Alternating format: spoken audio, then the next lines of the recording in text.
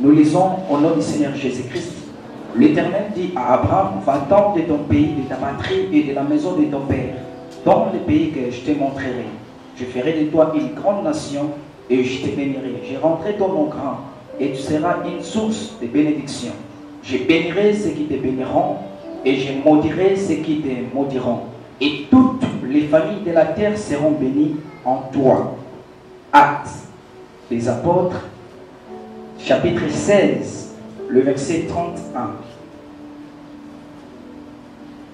Paul et Silas répondirent, crois au Seigneur Jésus et tu seras sauvé, toi et ta famille. Parole du Seigneur. Nous rendons grâce à Dieu. Est-ce qu'on peut y acclamer lorsqu'on reprend les places? Seigneur notre Dieu, béni soit ton Saint-Nom. Viens, règne dans notre corps, âme et esprit. Bénis ton Église, bénis les familles qui sont réunies dans ces lieux. Seigneur, sois l'orateur par excellence. Édifie-nous par ta parole. Je vais, Seigneur, à ce moment, Père, te supplier de mobiliser l'angélus céleste dans ces lieux, afin que ton nom soit glorifié dans le nom glorieux et puissant de notre Jésus-Christ. Amen. Amen. Notre thème, c'est l'oracle de Dieu pour la famille.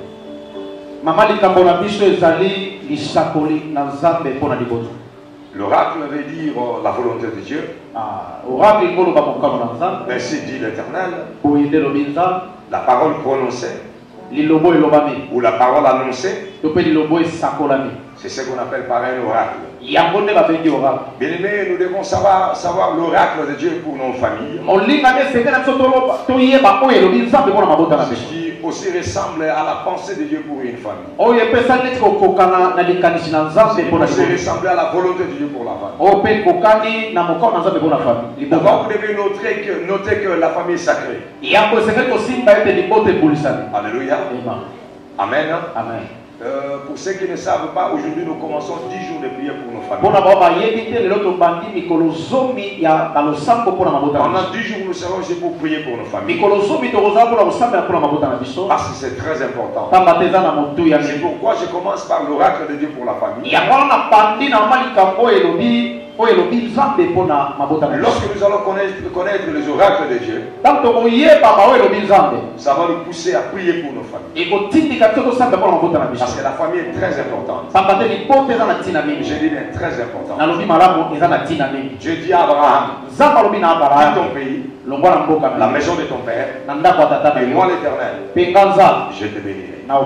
J'ai rendu ton nom grand, et toute la famille de la terre seront bénis en toi. Alléluia. Amen. Amen. Bien écoutez-moi bien. Dieu travaille avec la famille. Dieu travaille avec la famille. Alléluia. Amen. Quand Dieu veut faire quelque chose, il ne le fait pas avec un individu seulement. Dieu aime beaucoup plus faire des choses avec la famille. C'est comme si Dieu veut te bénir. Dieu ne te bénira pas seulement seul. Mais Dieu préfère bénir quelqu'un avec sa famille. Dieu veut, quand Dieu veut utiliser quelqu'un, Dieu aime utiliser quelqu'un avec sa famille. Alléluia. Amen. Dieu, c'est Dieu qui a consacré la famille. C'est-à-dire c'est Dieu qui a fondé une famille. Dieu aime la famille parce qu'il connaît la valeur d'une famille. Lorsque Dieu a voulu travailler avec les Lévites, Dieu a choisi les sacerdoces qu'il a donné à un groupe de gens qui est une famille. Il n'a pas donné à une individu, mais il a donné à une famille. La famille. Le Lévi était une famille. Et quand Dieu bénit, Dieu bénit la famille. Dieu bénit la famille. Je vous donne un exemple. Alléluia. Lorsque Jacob a béni ses fils, les 12 tribus d'Israël, en fait, les paroles qu'il a prononcées, Dieu a considéré cela pas seulement pour le membre ou bien les personnes qui étaient présentes ce jour-là, par exemple, Lévi, Ruben, Juda et ainsi de suite. Mais dans cette bénédiction-là, je voyais Juda comme tribu, comme une famille, avec tous ses siens. Alléluia. Amen. Cette bénédiction-là s'est persécutée sur toute la famille de Juda. Jusqu'à même aujourd'hui. Alléluia. Et lorsque nous appelons le mot bénédiction, bénédiction en hébreu veut dire baraka. Baraka commence par la lettre bêta. Baraka est parmi la lettre bêta. Or, la lettre bêta, c'est la lettre qui symbolise la famille. Donc, la lettre bêta, la lettre bêta est dans les figurations forme carrée. Alléluia. Amen. Amen. Amen.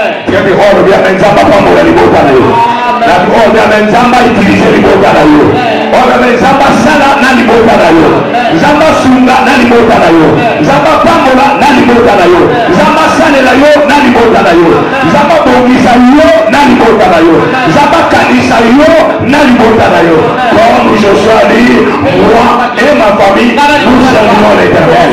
Il a dit Amen à bien. Nabi Zamba Tomolayo, Nani Motanayo. Nabi Zamba Kalisayo, Nani Motanayo. Nabi Zamba Sumolayo, Nani Motanayo. J'ai appelé Noé. Mais il a béni avec sa famille. Il a sauvé avec sa famille. Alléluia. Amen. Dieu a voulu sauver l'autre. Il a sauvé l'autre et sa famille. Ah, David Mbaroa, Amnero, Zamba Balisayo, Nani Botanayo. Zamba Sera Bilolamo, Nani Botanayo. Para Maloka, Yondo Soate, Kayondo Bombate, Kayondo Kelimosote, Kayondo Yebanzabete, Kayondo Bomola Motomate, David Botanayo Mobimba, Yebanzambe, Yesayanzambe, Epamo Manazambe, Ekenil Bosunazam, avec Yamakasi. Amen.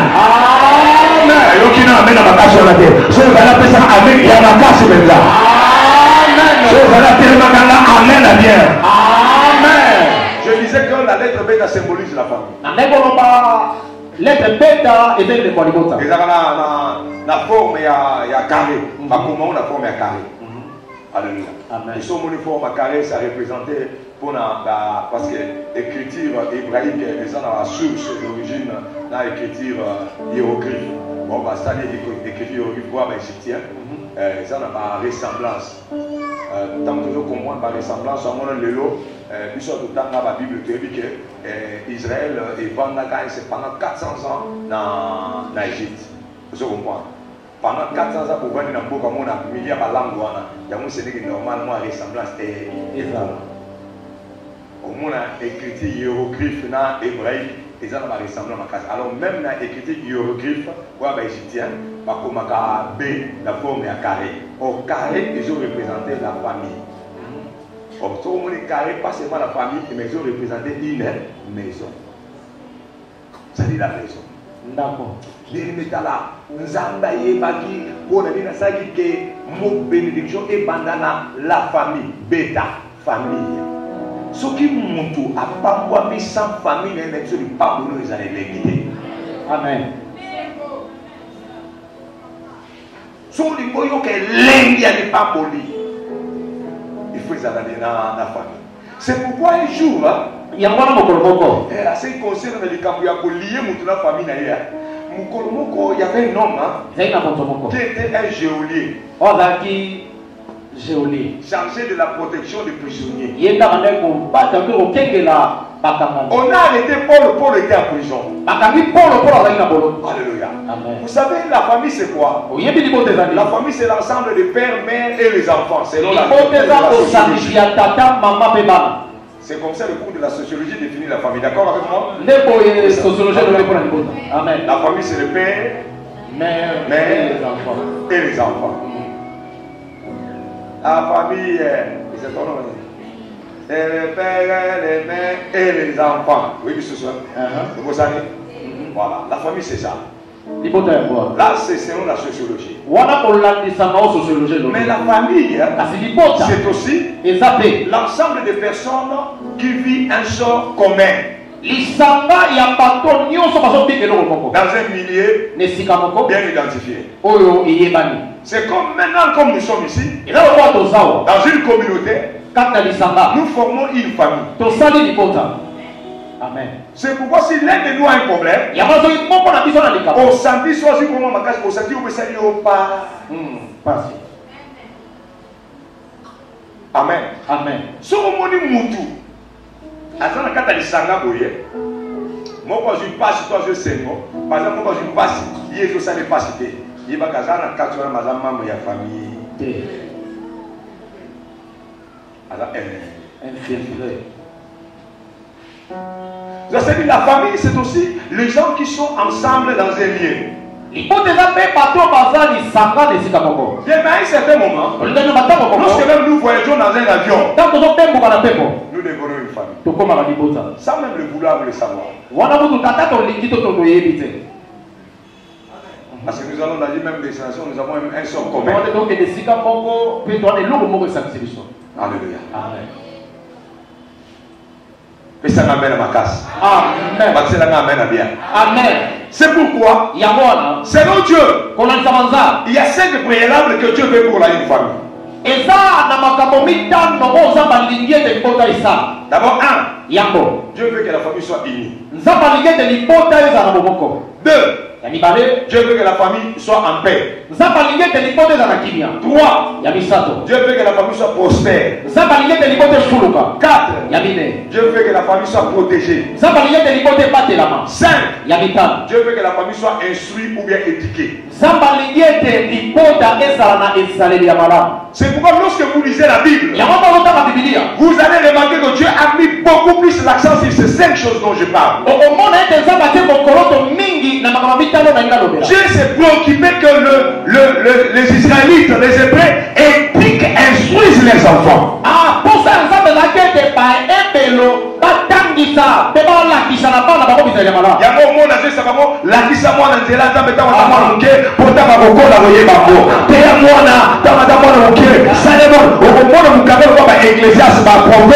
C'est le père qui parle à son fils pour son éducation. Tu es des balles dans la répliquer la congolaise. Tu es des familles dans la Kenya la congolaise. Tu es des familles dans la Uni la congolaise. Tu es des familles dans la prospère la congolaise. Tu es des familles qui ont des émotions. Famille dans le Pambolana. Famille dans le Sengo. Ou après c'est la famille à Rolanda la grave. Amen, amen, amen, amen, amen. Si ces 5 choses ne sont pas dans ta famille, et le famille comme un bololo. Il y a solo. Famille sans la rebelle. Famille sans la bon moko. Amen. Famille sans la bon moko. Bien mes amis lengue. Nous avons parlé de famille sans la bon moko. Et ça la famille aux autres senti famille ça divisé dans lengue à consacrer. Famille donc à Kabwana. Au côté dans le pont, c'est pas dans le pont mo na boy. Azola ba côté na ye, boy. Na ba ni mo côté na ye, oyope. Azo sombali pana kwanga. Azolia na kwena ye. Bien mes famille comme mabe qui ndo que c'est côté la famille. Ya on est tina faut ça mais surtout que division la famille na yo, elle se 10 jours. Les lanzan à Osala. Amen. Amen. Pour le matin, c'est possible, mais rien n'est possible à Dieu. Amen. Et ça, la part du monde, il y a même beaucoup de monde divisé. Au monde, nous senti que nous avons côté au soir, mais ça, nous avons nous au moment où on y est, papa quand il va simban, il y a aussi un sim. Ok, na matanga na cimetière, to simban, to lila. On va les rater sur tout David, il sur ma casse. Donc, sur tel gars, tu vois pas la papa. On a 4 ans à simban. Au monde, on a même pas une même la passe. Mais ça n'a pas de monde. La coupe n'a pas de masse. Comme ça, on a mis même ma banga. Ah non, on a poche. Amen. On a la famille, nous avons beaucoup dans la vie. Il y a des amas qui sont famille. Nous avons la famille.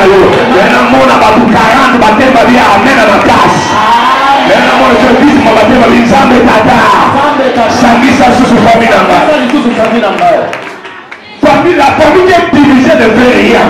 La Bible nous dit ceci dans le livre des Apôtres. Bien que Paul et Silas étaient emprisonnés. Alléluia. Amen. Et dans la prison, Paul et Silas ont commencé à prier. Ainsi que tous les prisonniers. Et le monde a pas bien mais Baouti, Moutamoka n'a pas sa religion morotée. Mais le corps va comme escamon, va comme une famille, va comme sort les accords communs. Pour la bande au sang de la nation, il a battu Banzem pour bien aimer, mort de pays dans la prison. Alléluia, Alléluia, Alléluia, Alléluia, Alléluia, Alléluia, Moringa, Alléluia, Chino, Alléluia, Bolo, Alléluia, Manzambi, Alléluia, Baba, Alléluia, Alléluia, Alléluia.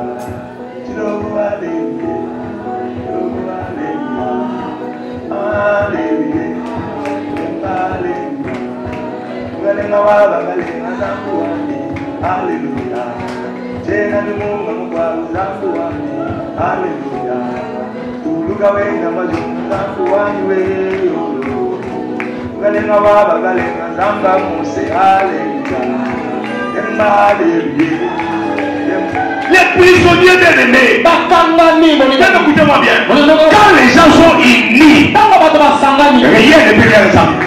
Rien ne peut se tenir devant eux. Les groupes qui sont unis, peuvent être les mains sangana. Et nous ne pouvons pas les appeler. Amen. Yasolo. Même si on monte l'église, même nous qui avons l'église sur nous avons côté. Mais si nous avons moko de sangani, même si nous avons 2023, nous sommes 7 papans qui sont bien.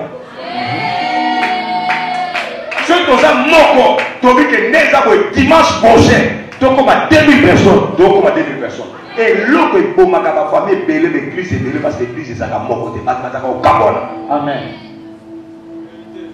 Famille sangani à moko bien aimé. Pourquoi on bon, tout ça est fort, mbaloyo. Nanya bonga, tuwana, oya bonga. Papa boko sangana na famille, boa set, boko isi famille. Amen. Et nous voyons que l'ikelemba, kaka bato ba yoga baza moko, ba yoga ba bon, tout ça la confiance. Yo pesa senga, ndale pesa senga, ya pesa senga mbalo ya lia. Tout wana ndale pesa senga, yo pesa senga o wana lia, ba bonga. Amen. Oh, la vraie kelemba, il a fallu ça la famille. Ya solo. On va passer la main des enfants pour qui sa famille là. Les enfants sont qui sa famille pour la famille là. Et là on a 700 personnes à faire. Amen. Alléluia. Amen. Il y avait une famille en Dieu. Ils ont fait ça. Une famille de souffrance et de misère. Ah non. Papa, ils ont la famille va n'y quoi. Alléluia. Amen. Ba yokan. Ba kindenge sa boye. To comme ça momo ya yake. So yake abengisa leki yake abengisa nani baba babandi bakundi banoteka nguba bangubo batapisa bana nguba famille mobimba mama zoteka fufu papa zaki mutu mabaya papa pasali kiti papa bakangisi mmogo bana baje bateki nguba bazo kubwaka na bango moko bayokani papa wiki na tamuke mbongo ekoki epesa mwanda wana base wana ba 800 ou bien $1200 babi non neza moko fois keni. Par exemple, on va voyager à côté de la Makolo. Il y a qui Gemina, pas Mbandaka Zongo, pas côté Centrafrique, pas à Cameroun, bou, à Komana Poto, à Komba Bendiabidon, la Komi, famille sur ma CP, SM. Après quelques jours, il y a Bunda, moi, il y a des bouts, à Kamisa Mbong, à Tinde, les Kami Balaye. Dans les Kami Balaye, on a ça, on a 8 de la famille. Si vous avez le salaire, il faut qu'il y ait les croyants qui n'aient pas. Il faut que les cassani, pas vous les salaires, 4 PC, pas yaya bombi. Car papa, il y a un sentiment, batindi, les cabisas attaqués. Ah, Nathalie n'a pas. La famille qui nous compte à nous en boyo. Oh, famille qui nous compte à. Famille qui nous compte à la dongo. Famille qui nous compte à la dongo. La famille est là sacrée. Tu connais ça, mon moi, si la famille est là, mikata na late oligolingate yana otiana yana yo lekino zana lekina yo le baba bwana kila moko mundo kwa bona bila zana late ata bwana kana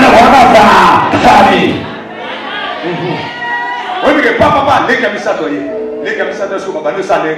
Parce que basali, il y a des ça. Après, comme si moi, je pas yaya. Il y a mis par les comme si moi, je pas yaya. Papa, ben, si les camisades. Eh, vacances, oui, nini, bakomi 4 na poto, ni ya solo ne. Mbala boko, ndako pe ya famille nzali e bando changer. Usu senti ndako tala ndako bana poto 4. Mapesa na mutu sasa na mwana poto, usu ndima te sasa na mwana poto. Ya solo. Usu senti mwana poto aso aso vivre ka lo wani ba jouer ya linio ya Don Bosco.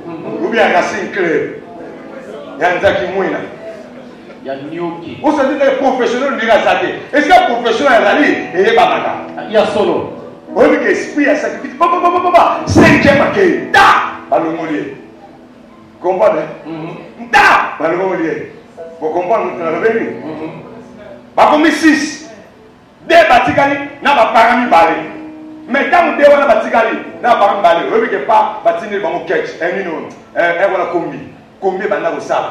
Papa mbalamoko atika ki menishe akomo salonga ya bombo papa comme na quartier ba français bela olanga tonga oui papa zolata pour soin na biso lokele le ya bana kana kaba tati ba a tala lokele le papa kitia vous savez papa so na tongo asala ta ko tala ka muda sufwa ya maboka ba menize comme makasi mazomi sinzoto sikoyo ya bolenge oli ke papa pas 7e ba ngolé ba ko 7.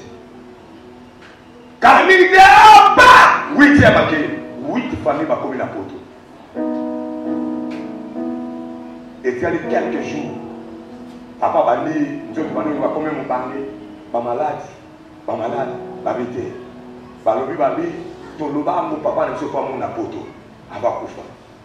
Babi, il faut tout ça démarche à papa, va s'arrêter, va venir sur 8, va côté réunion. Ce qui va comme mon coréen. Dans l'émission. La Bible dit tout à coup. Tout à coup. Les portes de la prison s'est mis à s'ouvrir. Alléluia. Les journées de la prison paniquaient. Il a crié que tous les prisonniers sont fuis. Parce que toutes les portes étaient ouvertes. Pas seulement de là où était Paul et Silas, même là où étaient autres prisonniers. On ne connaît même pas les noms. Les portes étaient ouvertes. Lorsque le geôlier a vu ça, il a pris son épée. Il a voulu se mettre, se tuer. Mettre fin à sa vie. Lorsqu'il a voulu se tuer, pour la vie, il a crié, ne fais pas ça! Ne fais pas ça! Il a arrêté. Il a compris qu'il y avait déjà dans la prison. Parce qu'il faisait noir à l'intérieur. Lui ne voyait pas les gens qui étaient à l'intérieur, mais eux le voyaient. Ne fais pas ça! Alléluia. Amen. Alléluia. Amen. Ne fais pas ça comme ça. Il a demandé à Paul. Vous êtes là, Paul?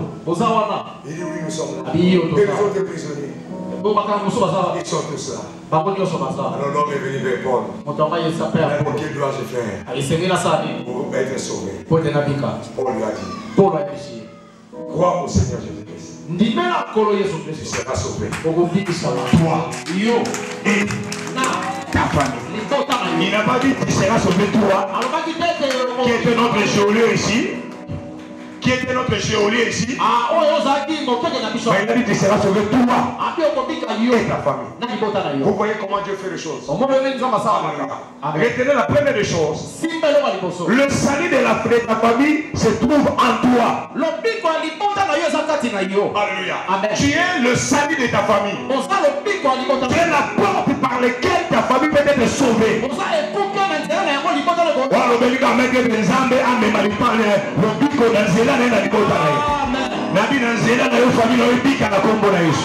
Deuxième chose, tu es la bénédiction de ta famille. Tu es la voie par laquelle Dieu bénira ta famille. Je dis à Abraham,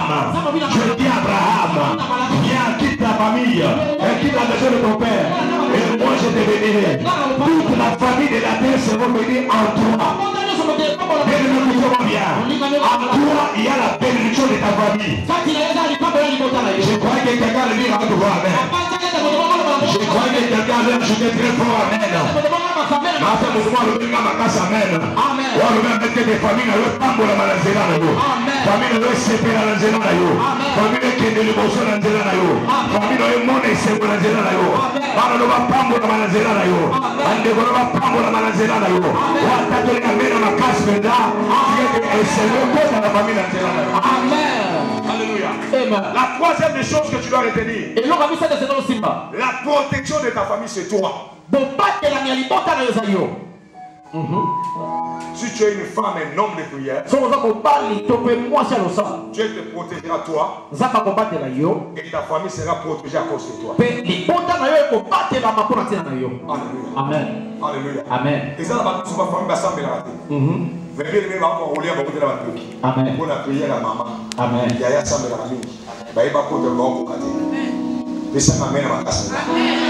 la prospérité de la famille passe par toi. Mais je vous ai dit ces choses. Les préalables de la famille. Je veux que la famille soit unie. Je veux que la famille vive en paix. Alléluia. Amen. Ça va dire que la famille les enfants ont un problème. Les gens de ma famille, baza muke no ba wa okata maka tata mo se wa okata ma ba kota ba réunion so ko moni famille ba réunion les gars ba problème yeba ndoki na famille za makasi muke no ba se réunion tata ko ta wa vendre sa mama loba tata mo se ko loba ki ndoki leki beta ma loba sa beta le aussi ça qui vient la famille là le la famille là la bénédiction la partie la bouquet au nom de Jésus Sambela.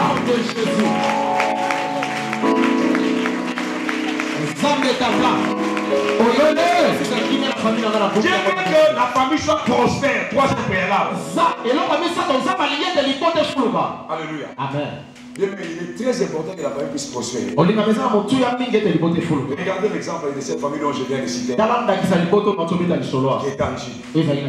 La famille est prospérée. Après, ils allaient l'enguer. Au bout du bana bana ba job bonga. Par exemple, ma famille sous au Kenya. Aujourd'hui, on a pour ça. Il y a aucun maman dans la famille. Et ça, ma famille sous au Kenya. On a posé donc chose que même ma maman n'est pas au Manayo. N'est-ce pas de mon propre gré, je renonce à ma famille. Mais ta famille est une famille misérable. Qu'est-ce que tu fais? Ta famille n'est pas en paix. Qu'est-ce que tu fais? Ta famille n'est pas unie. Qu'est-ce que tu fais? Ta famille est ridiculisée. Qu'est-ce que tu fais? La délivrance viendra par toi. La bénédiction viendra par toi. Tu n'es pas là par hasard. Dieu t'a choisi pour être la personne par laquelle la bénédiction de la famille viendra. Par tes genoux. De tes genoux. Tes prières. De changer l'histoire de ta famille. Tes genoux. Tes prières. De changer le son de ta famille. Tes genoux. Tes prières. De bénir ta famille. De me lever. De se lever pendant 10 jours de prière, prier, pleurer auprès de l'Éternel pour que Dieu intervienne dans ta famille, pour que Dieu intervienne dans nos familles. Si tu ne le fais pas, ta maman mourra, ton père mourra, tes frères et sœurs mourront, ta famille sera dans la pauvreté.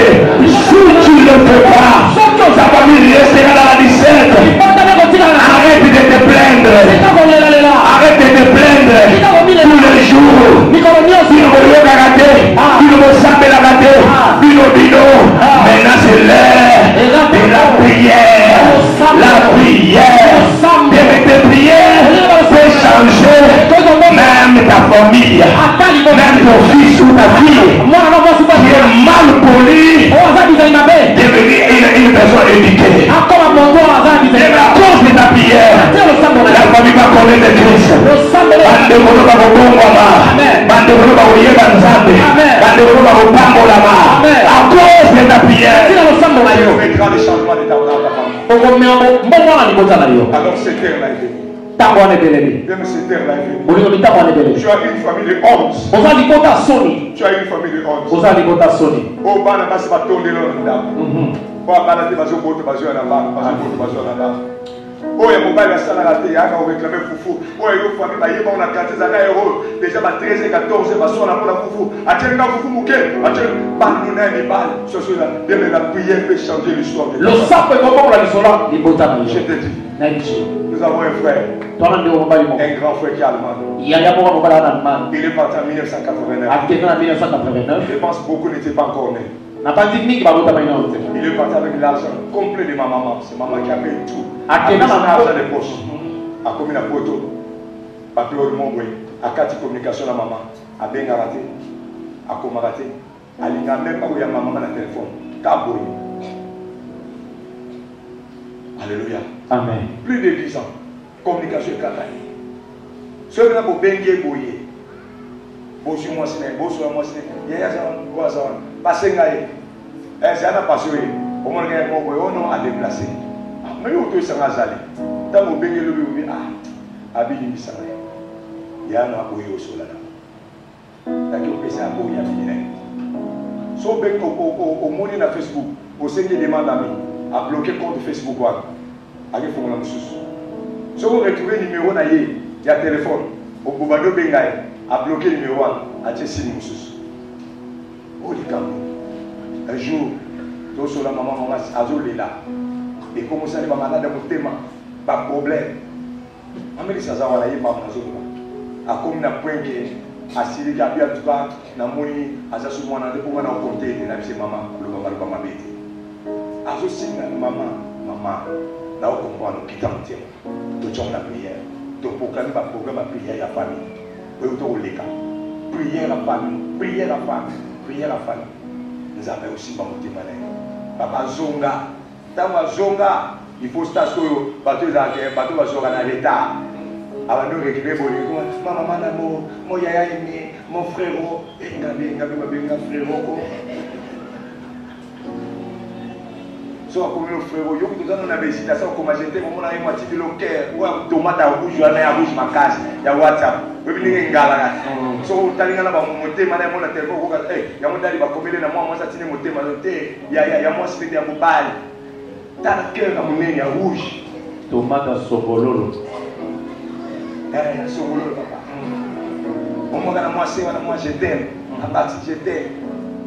Natanga mkomo webaye wana statina le photo maman wo on a changé akome ba moi vana bana moi 10 à boîte au kaka anniversaire il y a déjà j'ai appris que ta fille fête son anniversaire oui allez moi kama oh là doucement la prière le sambo changera ta famille. C'est par toi que ça va passer. Ce n'est pas par hasard que tu es là. Dieu t'a choisi. Rien ne se fait au hasard. Auprès de l'Éternel. Si tu es là aujourd'hui, c'est que c'est toi que tu as choisi. Priez pour la famille. Nous allons le faire. Et ça viendra. Les changements viendront dans nos familles. Nous allons transformer nos familles. Les familles pauvres à une famille bénie. Les familles désignées à une famille unie. Nous allons transformer nos familles. Les familles de rien de querelle à une famille de paix. Au nom de Jésus-Christ. Amen.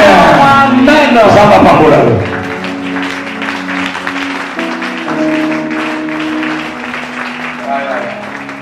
bien aimé, le sang de ces bandits de gars, lobby. Les nommés, délivrance, bénédiction, famille, nous avons passé par eux, la prière au sang. Donc, au sang, la télobie, mais ma maman, ma famille, alors, tout Seigneur, tu invité, parce qu'on avait sur tout ça, mais là, tout Simba, dans un cercle, tout Simba dans la famille, au Ngoz à la nage. Donc, vous allez pour le papa, nous, pour le Kuna, pour la prière à la famille, dans la Moupaya Karamoko. Aux gens, même incapables d'inviter la famille dans la prière. Bien, mais l'objet de zéro dans la famille, prière à la famille, c'est au banda. Oui, mais tant que banda, la vidéo va courir. Et banda déjà l'objet. Alléluia. Il y a la famille. Amen. Mais ma famille, partagez le bonheur ensemble.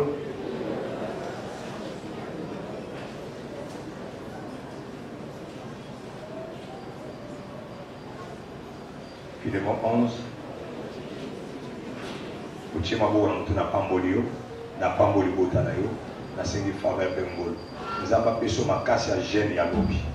Nzamba memo na kata dimension makasi ya prière. Et que 10 jours oyo, au respectant mon nyonso mobimba. Osanga ta mokolo moko te. Nzamba simba ba famille na yo, simba mitema na bango po ete ba ya na prière o na kombo na Kristo. Invitation au pesa baninga na nzamba simba bomba ya. Ba famille bazana ba problème au monde na tango yebisa bango ba yo ka mungongo na nzamba à travers yo ba ya na prière o. Et puis na prière o nzamba sera ba te belé bo l'âme. Ba to ba vivre un témoignage ba famille pambola ba famille changer na kombo na Kristo. Amen. Merci de mettre sur mon cas. Nzamba pambola biso.